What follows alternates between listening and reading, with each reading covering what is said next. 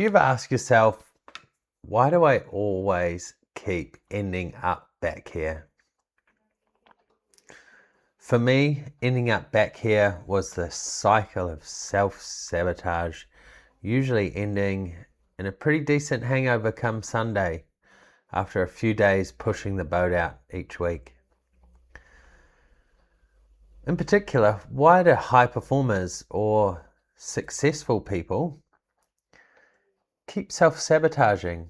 What are these patterns, these hidden patterns that keep operating, that keep some of those that are really successful on the outside stuck repeating these same cycles of self-destruction? I know that was a big part of my journey and how I came to being a coach here at Independent. These patterns in my life started earlier on, and firstly, what is a pattern?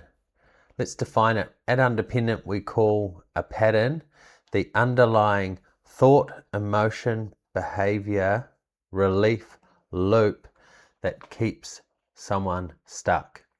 These patterns run automatically. That is, they're not a conscious choice. We talk with so many of our clients about this conscious choice or automatic pattern not being a conscious choice, and they're not. Who would choose to keep self-sabotaging, have this amazing life and just keep picking up the bottle, the drink, the drugs every weekend just to numb it out? It's not a choice. Destructive patterns run automatically, and the great thing about it is there is a way out, and it's not as hard as you may think. I know because I've experienced this. Destructive patterns controlled my life for decades. They started simple things: smoking, drinking, really acceptable and widely available. When that behavior, trying to deal with these uncomfortable emotions or triggers that set about automatically, not a choice, when they stopped being or giving the same relief, you lean on things harder. And that's where my life led me. Although I was seemingly successful and had a lot going for me, I had this cycle and pattern of self-sabotage, trying to outrun this deep, uncomfortable feeling that I'd had with me for the bulk of my life. I can remember this uncomfortable or anxiety stemming up in my teenage years and not knowing or not having any way of regulating it or dealing with it. And that word regulation will come back to as one of the keys to finding your way out of these patterns. So we help clients identify their own patterns, the ones keeping them stuck or the ones keeping them at a level or at a ceiling where they want to break but just can't seem to. These automatic patterns can be broken, and the key is to understand them, to bring awareness to them firstly. You can't change anything you're firstly not aware of. So once you're aware that you have these automatic patterns running and you can see them play out in real time, and a great tool to do this is some form of mindfulness or meditation. Have you ever tried to just sit still, be still for 5 minutes, 10 minutes, half an hour? What comes up for you? Are the thoughts that come up automatically? If you sat staring at a blank wall with nothing to change your attention or give your attention to, what would come up for you? One thing you'll realize if you try this exercise, do it right now. Pause this video and just sit, blank wall, nothing to look at, and just see what comes up. See if any thoughts come up. See if you chose those thoughts, or did they just happen automatically? Oh, this is a waste of time. What am I doing after this?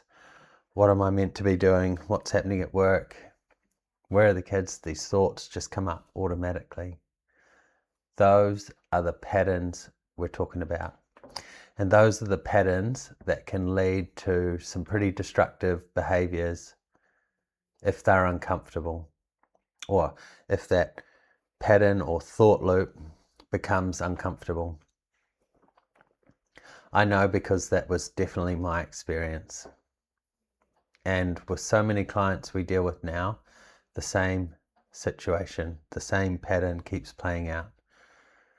So once you're aware that these patterns are not choices, they happen automatically, how do you change them? How do you break them? Well, that's the work we do at Independent. But simplistically, you can't change them from the same state you're in. You need to change your state, or down-regulate your internal state. And that's achieved a number of different ways, and each way is quite particular to the person. Particularly men have a different way of regulating to females. Men generally need quite a solid structure, waking up at the same time, hydrating, etc. Where the female clients we deal with generally need more of a monthly cycle of regulation as that changes. So once you've got a regulated state, these automatic thoughts stop occurring so vigorously. Those thoughts come so fast, so automatic when you're in a dysregulated state. When you're stressed, particularly, when things aren't going so well, these thoughts just fire. So the key is to down-regulate your nervous system or your internal state. We just call it an internal state. It's how you feel within yourself. Is it comfortable in there? Is it peaceful? Or is it chaotic with thoughts? From a regulated place, you can see these thoughts coming up automatically, and you can begin to interrupt them. Now, there's many tools you can use to interrupt them. Simply focusing on your breath. You can use external stimulants or stimulus like a YouTube video, for example, like this, to distract your thoughts or interrupt them, and that creates some space. So these destructive patterns, or the destructive patterns, happen at the end of this cycle. So an automatic thought comes up from a dysregulated state. That causes an uncomfortable emotion, and if the uncomfortable emotion is, really uncomfortable, you seek some form of relief, and that's where a destructive pattern or a behavior comes in. A really common one in this day and age is vaping, where you're seeking something outside of yourself to try and regulate yourself. Your body craves that breath to try and calm your internal state. And it does for a minute. That's why this pattern keeps repeating, because it actually works. The external stimulant, the relief seeking, that can be nothing as destructive as drugs, alcohol, smoking. Vaping, it can be something as simple as overthinking.